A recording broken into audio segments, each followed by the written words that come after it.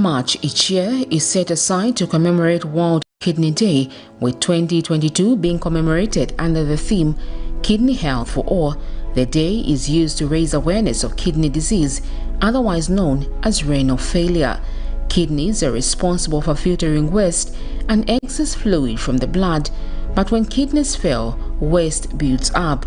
Symptoms of kidney failure are said to slowly develop, while some people have no symptoms at all until a laboratory test is conducted. Some signs include swelling, especially around the hands or ankles, more frequent bathroom trips, dry or itchy skin.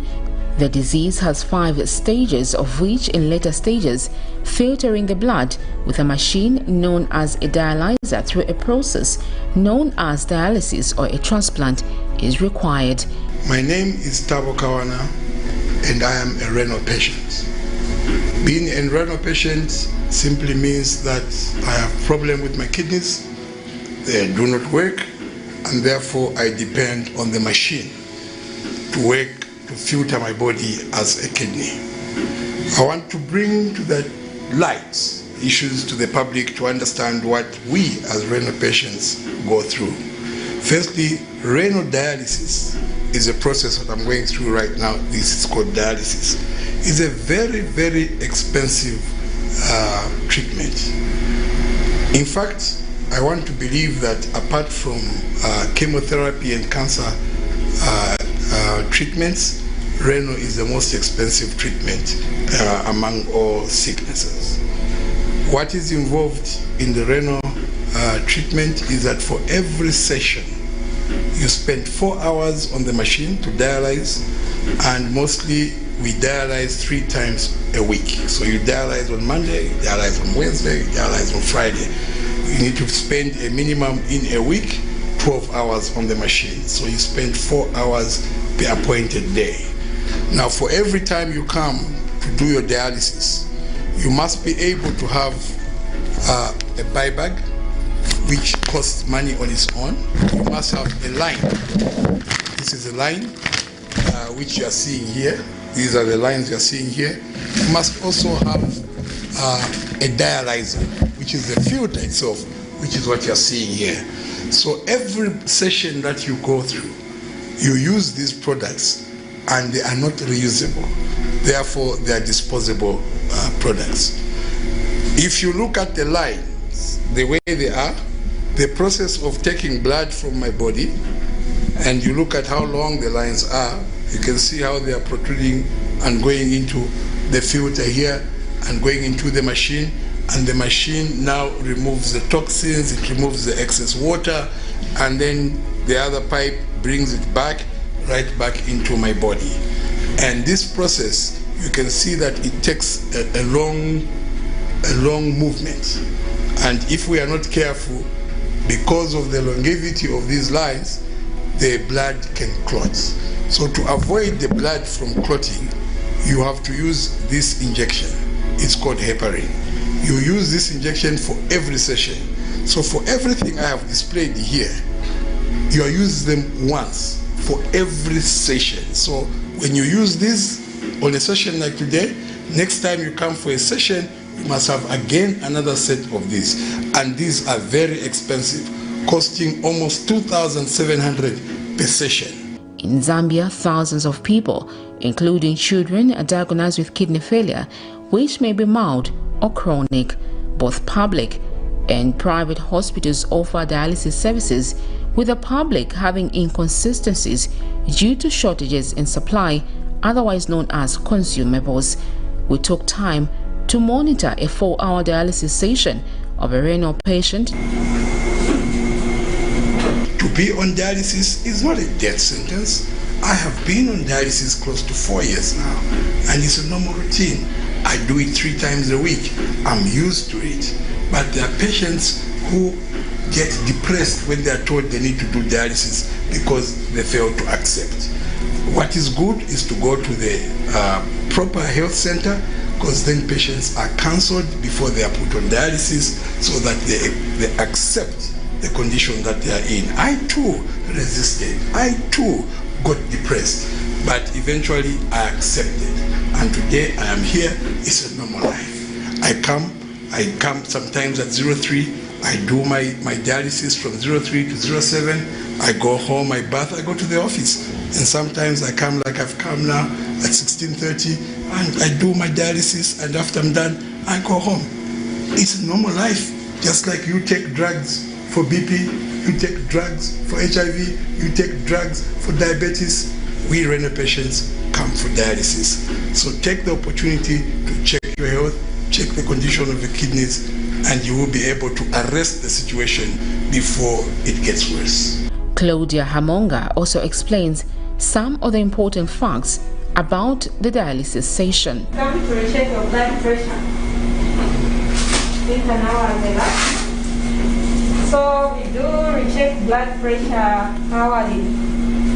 We check blood pressure in case it goes high.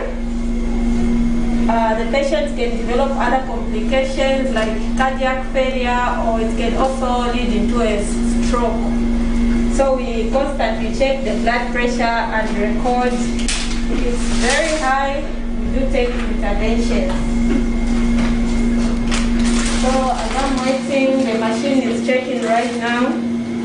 Remove this, I think.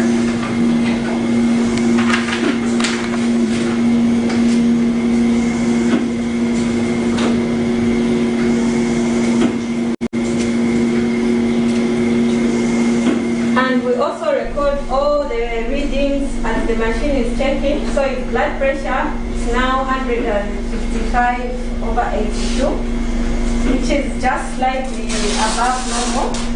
So we advise him to take his medication after dialysis. Right now he can't take anything because if he takes medication most of the machine, the medication will be filtered and it will come out through the black lines. While the dialysis machine may seem complicated to a lay person and thought of as a painful process, the renal patient says the process is not as painful as people might think. A lot of people ask me, friends, family, colleagues, even the children, is it painful? What do you do for 4 hours?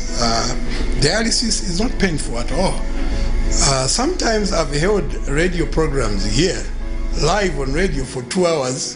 I'm being interviewed from Kabwe or from Choma, and I'm on the machine and I'm on a radio program, because it is not painful at all and there's no form of discomfort.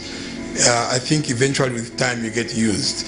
When you start, it is a bit tiring because the 4 hours, feel like it's a long journey, but eventually you get used. For me, if I have nothing to do, I will read, but half the time I use it as a time to sleep.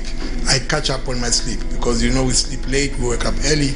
So to catch up on the sleep, usually I'm awake on the machine just for an hour. After that, I sleep until they come to wake me up to check for BP or to come and tell me that now the machine has finished. So it's my time to rest. Sister Mtinta Mainga is responsible for the renal department at the University Teaching Hospital. Patients on dialysis, we have 148. This is patients on peritoneal dialysis and those on hemodialysis. These are the two types of dialysis that we are offering in our unit.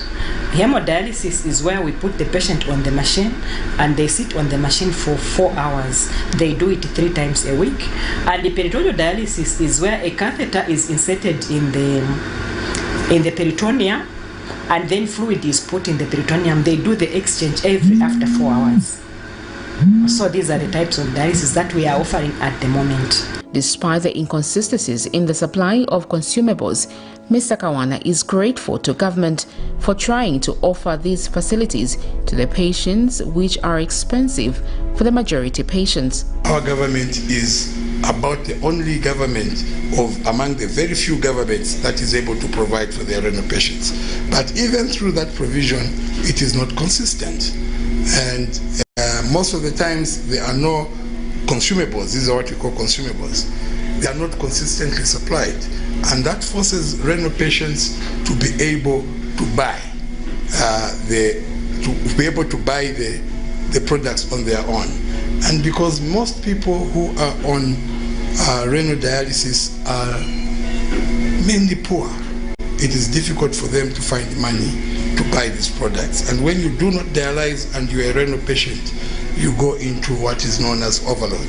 And when you have an overload and dialysis doesn't take place, at the end of the day, what you will find is that our people die. This is a very expensive treatment. Everywhere you're going to go in the world, it needs efforts from the government and cooperating partners, because otherwise the government on its own is too much, because there are other conditions other than renal failure which needs the government to come in. So you find that dialysis alone, it takes a huge amount of money. So that's why we are trying to make sure that we prevent people from going to the machine, because if everyone is now going to go on the machine, then we'll not manage to handle them. That's why we are coming up with this sensitization thing. We sensitize the people on the things that they are supposed to do and the things that they are not supposed to do, so that we are able to protect them from having renal failure. As the world commemorates World Renal Day, Sister Mtenta took time to encourage people to test their kidneys to prevent the disease from growing. She says anyone is at risk of suffering from renal failure. The only thing I can encourage people is, it's not good to wait until the last minute. It's better once in a while someone to just come on board and have themselves tested, because you never know when you are hit with the renal failure.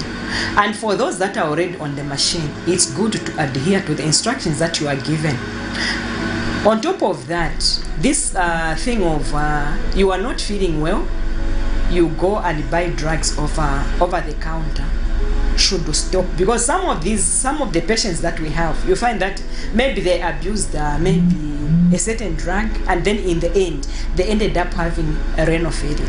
So every time one is not feeling well, it's better you seek medical attention so that the doctor will prescribe the right medication for you to take. For you must be able to check yourself. Go to any nearest health center and find out if your organs are working. You do a kidney function test to see how well your kidneys are, and if they are well, thank God. And if they are showing signs of beginning to reduce in functionability, it is better to take measures quickly so that you delay the process of you going on dialysis. On a lighter note, Mr. Kawana says renal failure has not affected his marital life. I have heard a lot of people that have said that when you're on dialysis, you are affected sexually, that you stop to function as a man sexually. Can I give the number for my wife? You can go and ask Tiripupan. You can see the young children are there. Life goes on. What is important is to accept. If you are in depression, you can't muzzle an erection. You are depressed. So it is important to have a right frame of mind, and you will be able to function like any other human being. The University Teaching Hospital currently has 148 adult patients on dialysis and several children under the children's wing. As the world commemorates World Kidney Day today, whose theme is a healthy kidney for all, we would like to take the opportunity to wish all the renal patients good health, steady and frequent and regular dialysis, but also to take the opportunity to say to all citizens of the country, check your organs, have time to have your organs checked. It is better to catch kidney disease in its infancy, so that then you take measures and medication that will delay for the kidneys to collapse. Those of us whose kidneys have collapsed did not know that there was such a disease. By the time we realized, we just started feeling weak, started losing weight, drowsiness, you start scratching your body without knowing that the kidneys have since stopped working, and now toxins are piling up in the body and you're scratching all over, but without even realizing that even the urinary output has reduced. We took it for granted, and we are here today, and this is our life.